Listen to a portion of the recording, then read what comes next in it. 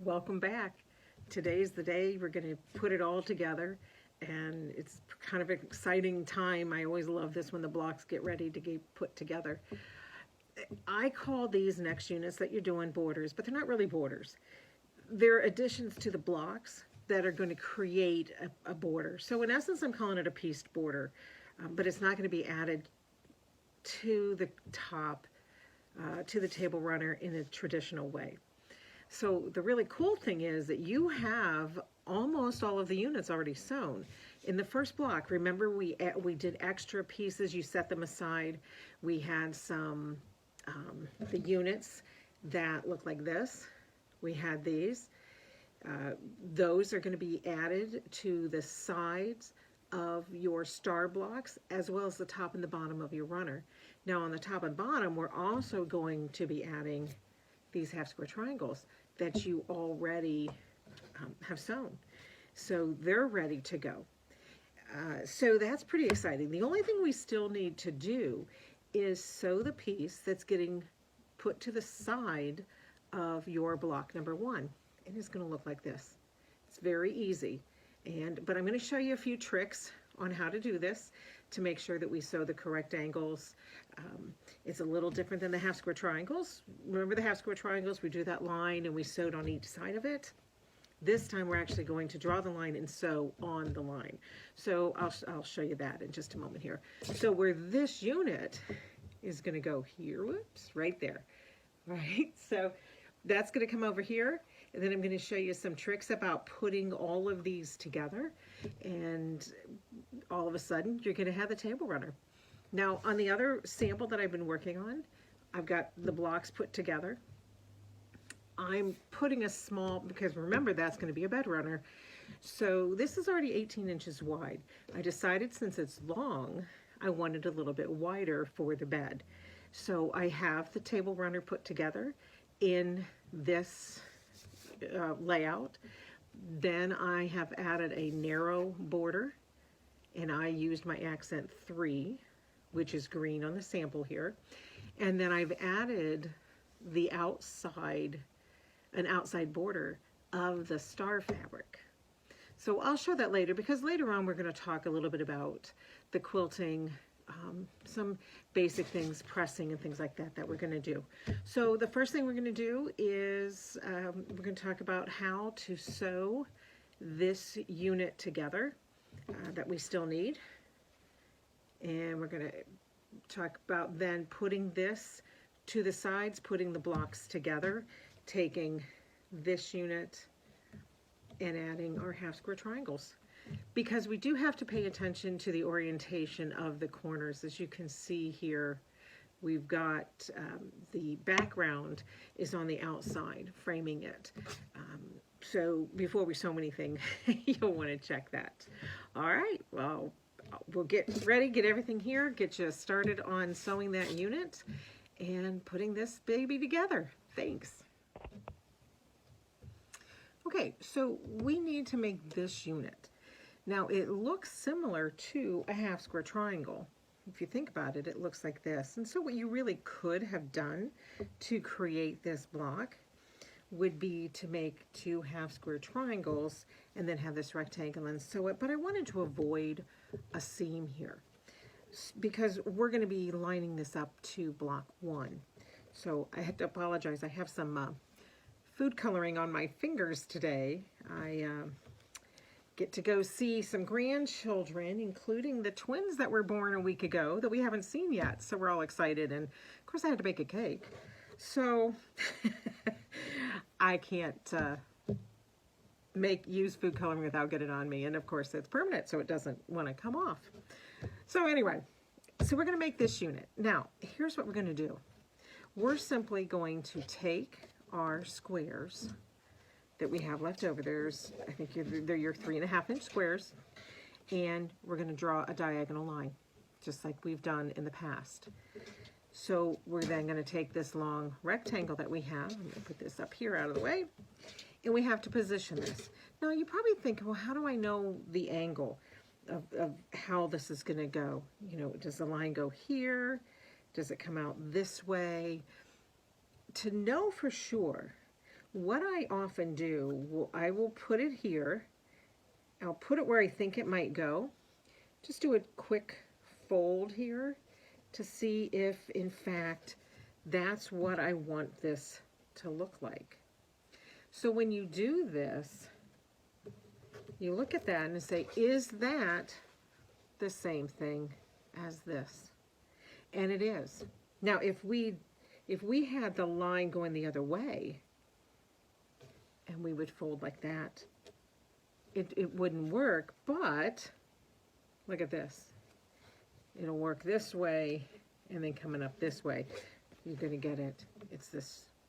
So the key to this is making sure that you have your angles going the right way, or the same way. If you see how they're both starting at the top and coming down, you don't want to have one coming from a corner and going in and one coming this way. Okay, see, those are going the same. I know there's a mathematical term to use for this, but I don't know it. So you're going to come down this way. And this time we're actually sewing right on the line. And we're going to sew on that line. And this is an example of why I had said earlier, when I mark my squares, whether it's for this, the flying geese, whatever it is, I like to use a mechanical pencil, a friction pen, something that is not going to bleed through. If you were using a regular ink pen, you were using something that, here it is, if you're going to use a regular ink pen, it might bleed out into the fabric. You also don't want to use a Sharpie. There's a lot of people that will do that because they can see it, but that always frightens me that it's going to bleed into here. So you don't really want to do that. So what you're going to do is you're going to sew right on this line, and then you are going to trim 1/4 of an inch. Can you see that? You're going to be trimming 1/4 of an inch out here to the corner. So it's going to look like this. This is what gets trimmed out here. You're going to do that to both sides. All right, and the pattern will tell you that you need to then press this out. Now what's really nice about this is the way this is pressed. It's going to be really flat. This intersection here, this point, we're attaching to the block number 1 unit, and it should fit perfectly into that unit. I'm going to give you a few tricks on making that happen. So what I want you to do is to go ahead and sew on the line, and then you're going to trim it. Now, be very careful that you don't come into the inside of this line. That'll make that too short. You want to be on the line or one little hair or thread toward the corner. And I'll show you that because we're gonna sew this one, and I'm gonna use some thread that you'll be able to see.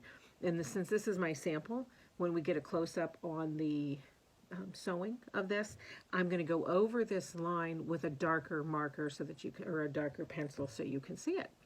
So we'll get this, then I'm going to show you a couple tricks on getting all the blocks together, the individual sides added, the top and bottom, and putting the blocks together.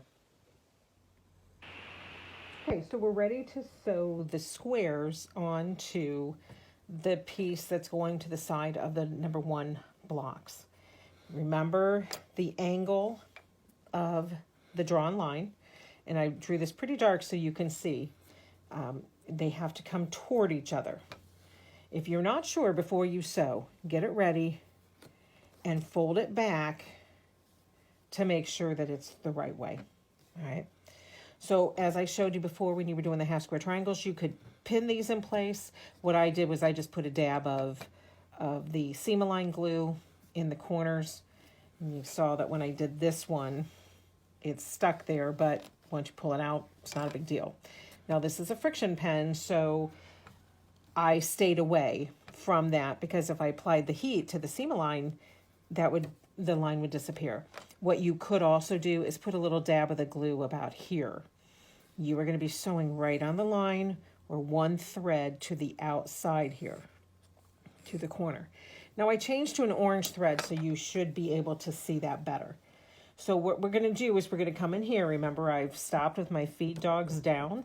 This is the place where people have trouble coming at, when you have a point like this, that your machine eats it. So when you stop with your feed dogs down, that will stop it, or that'll stop that from happening. So now we're going to simply sew right along the side of that. We're going to do it to both sides of this larger rectangle. All right, so I'll put my leader in here so that you can notice that I'm holding it again. That's something that I want to talk to you about too in a minute here about 1/4 inch. Can you see that? You can see the line, and the thread is 1 thread over the seam. To know if it is correct, we know that it's going to come back and we're going to be pressing toward the triangle. All right. This lines up around the outside here. So I know that I've allowed for the thread thickness. I'm going to be trimming this at 1/4 inch. Remember how we're going to trim out here and press back this way? If this for some reason folded back and you could see the wrong side of this square, then you have sewn your seam into this seam allowance, or into this area, and it doesn't cover this. When this is all done, this unit with these squares in here, or these new triangles, should be the exact same size as the original background piece. If this extends past this, so it's like this, then you sewed too far in here. Okay, so you need to make sure that you're sewing right there, and then it does this. Before you trim, it's always wise to check this. All right, so I'm going to go ahead and sew the other side as well. And when I put my next leader and ender in, I'm going to show you something about 1/4 inch. A couple people, I think, are struggling with getting an accurate 1/4 inch. And there's a few things that you can do. If you're using a 1/4 inch foot like I am, then I just run along the side of my foot. And right here, there's a little notch on my plate here that shows me where the 1/4 inch is. If you have a table, you've got 1/4 inch marks down here as well. I don't have it on the acrylic table, but it's too late if you try to correct when you hit when you're hitting the needle. You should be watching back here. You shouldn't be watching the needle. So if you have a 57 foot or a 1/4 inch foot with a lever, then you can run that up against that. If you are using a 9mm plate like mine is, this mark here, and also I'm going to bring my feed dogs up. There's actually a little mark right there on the feed dogs. I can still make a correction there. That's a little challenging for some people to watch that and to do that. It just takes some practice. What you could do is you could put a little piece of painter's tape, or there's all kinds of products out there that you can mark all the way back here. And so I'm watching back here. I'm not looking at the needle. I'm looking here and back here. And I'm holding this straight in there, and I'm going to get that perfect 1/4 inch. Okay, get rid of this thing too. I hope that made sense. And this one looks good too. So what I'm going to do is trim these out, press them back, and sew this unit to the side of my block 1, to both sides. Okay, so now that we have this unit sewn and pressed, make sure you've pressed to the triangle, we need to attach it to the sides of our number 1 block. Now, don't forget, if you're doing the small version, you only have 1. If you're doing the large, you will have 2 of these.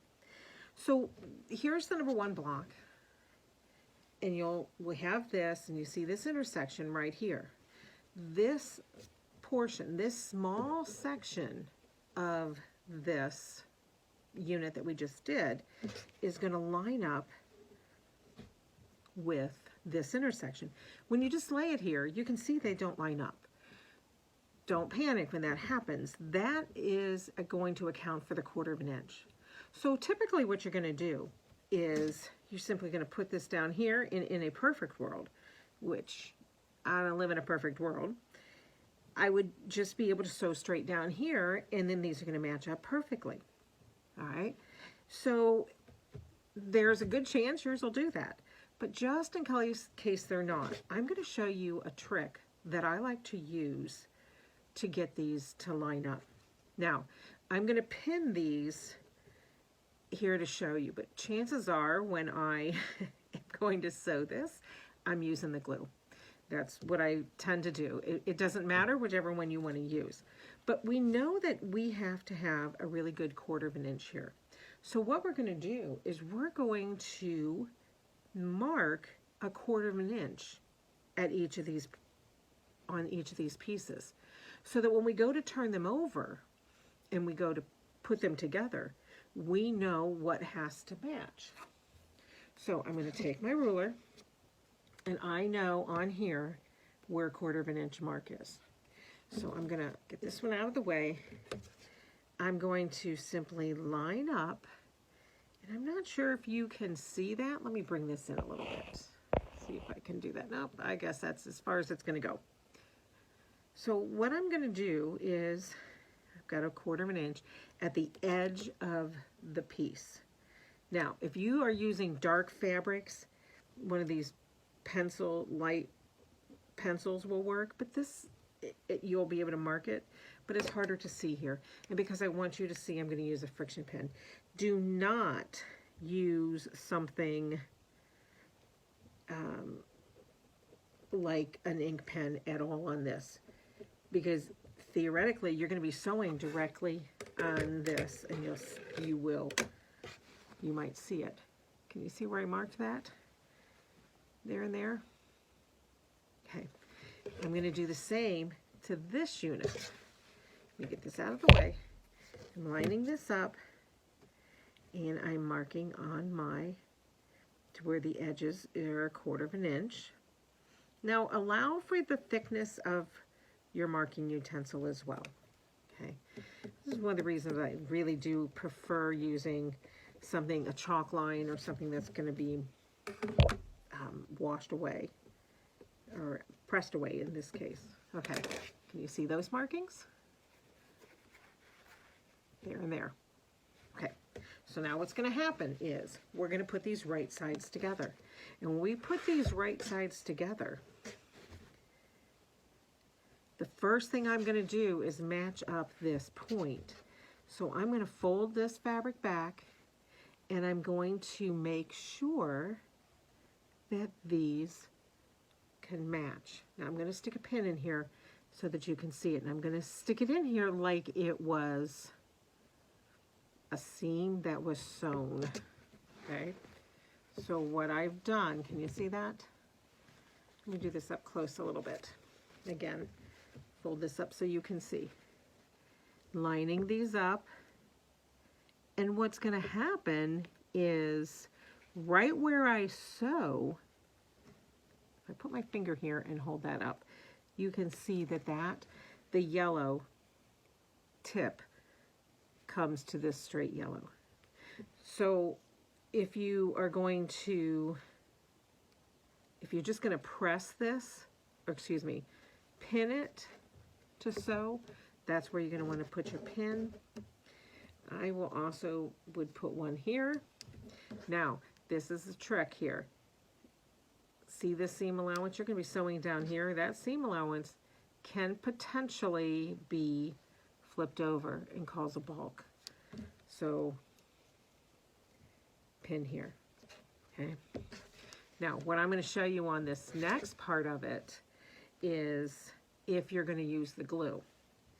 Now, I'm going to move on back here. I don't put any pins or glue in here yet, because the 2 points here have to match. That's what's most important. So I'm going to fold this over and check. adjust as I need to. And what I would do is I would put a dab of glue. Let me get this to show you. I would put a dab of glue right here and press it. I then put a dab here. And what's kind of cool here, you could actually put glue here on the underside of this and press that down. And that is going to make it work perfectly for sewing. Then I would go back, this is a long area, and put glue or pin, whichever one you're doing here. All right, so I'm going to pin, no, actually I'm going to glue this, which means I got to go get the iron, but I'm going to get this ready, and I'm going to sew one here that's pinned. Then I'm going to sew the other that's glued, because you have two. So I'm going to go ahead and get this one ready for pins, the other one ready with glue. Take you over to the sewing machine and get it all sewn onto both sides. And there's a little trick, even though we've marked that. Remember that little basting stitch that we did before if we wanted to check intersections? I'm going to show you what you can do. You can just come right in here and stitch about 1 inch with a basting stitch to see if it's correct. And if it needs adjusting, you only have to take that out. You don't have to take the whole seam out and fix it. So I think we're good. Okay, we're going to sew the side units to the number 1 block. And remember, I've glued one side and I've pinned the other side. And remember that mark I put here for the 1/4 inch. So I'm going to show you, this is the glue side. I'm going to show you what I meant by doing a basting stitch to check for accuracy. So I'm going to increase my stitch length, and I'm only going to come back about 1 inch. And I'm going to sew right along there. So get that in here, and then I'm going to go ahead and come down here, and I'm going to do the same thing. So when I open this, I'm going to see if I've matched those points. And when I come back here, when I have that, look at that. Now it comes down and it hits there and comes right down. So now I can sew down this whole area. I'm going to get rid of those threads because you all know I said that before, that all those threads bother me. So I'm getting rid of those. If you've done this and pinned it, then, oops, hit the camera. All right, if you've done that and pinned it, you don't have to have the pins there. You can just take those out. So make sure when you come back to sew that you have put your seam allowance back to the correct stitch length, sorry, your stitch length. Now you'll notice on that time, and I'm just going right over those stitches, those basting stitches, you'll notice that time I did not put a leader and ender in. I just held my threads so that they didn't jam up underneath. Now, because I used a friction pen, that's just, that mark is just going to wipe away. This, on the next one, I'm going to be a little daring. I'm going to assume that I have it correct and trim these threads here, get them out of the way. And now I'm going to assume that I'm right here. I'm going to, since that mark is still there from the friction pen, I'll get these pins out of here. Now, hold down that seam allowance. Make sure that it doesn't flip up. That will create a bulk. And even if you're right on the stitch, exactly where it needs to be, that bulk, when you press it out, will make it kind of thick and make it look like it wasn't accurate. Now remember, I'm going to stop here and show you. Remember this seam allowance? That's flipping this way. You have the chance that it could flip down that way. On the other side, I glued that. This side, I'm just holding the pin, put it in place with a pin. I'm going to take that out, and I'm going to show you again with that 1/4 of an inch. I'm not looking at the needle, I'm looking at this point, and I'm holding this perfectly in line so it stays a 1/4 of an inch all the way to the end. Put my seam, or my leader in here, and let's see what we have. Okay, did we get it? Pretty darn good. Now that one's off.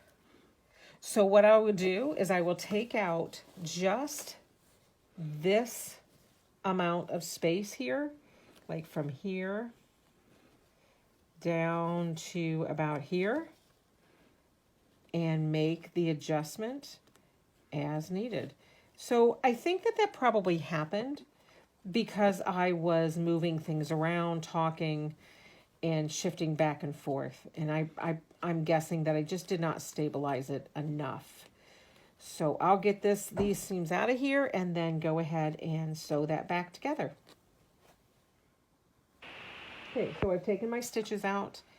I've checked it again, and I'm going to take this leader and ender out. And because I had a mistake, I think the first thing I'm going to do, increase that stitch length, and I'm going to do a basting stitch and see if it works now. And if it does, then I just go back in and sew it with my regular seam allowance. This is, again, one of those things that I'm hoping, let's hold it, oh, much better, much better. So now all I have to do is come in here, go back to my regular seam allowance. When you do this, do not take those basting stitches out. That sort of defeats the whole purpose. Do a locking stitch or a back stitch. Put them back in here, so right on top of those stitches that you've already had. Extend past to where you know that it's accurate, and do your locking stitch again. Now, if I want to do a leader and ender, because I know I'm going to be doing something that has corners, let's say, you know, that like those half square triangles or something. At this point, what I can do is I can lift up this. I'm not going to waste a whole bunch of thread, just a little bit. And I can just do this leader and ender here. And that brings up, this just reminded me of something. If you have a, well, let's double check. Oh, perfect. It's perfect in there now. Now, when I press this, that dark, which is the friction pen, will go away. Get rid of my threads. I mentioned the other feet, the 37 and the 57 with the guide. If you have a 97 foot, you have to sew for your 1/4 inch on the right side. That from the center needle to the outside, this is not a 97, but I'm going to show you this. It'll make sense. From the center needle position to the outside is a 1/4 of an inch. From the center position to the left side is not a 1/4 of an inch. I think it's more like a 3/8 of an inch. So you have to be sewing where you're watching that from the edge. When I get a 97 foot, that I can show you that, I think it'll make a little bit more sense. So let's go put everything together.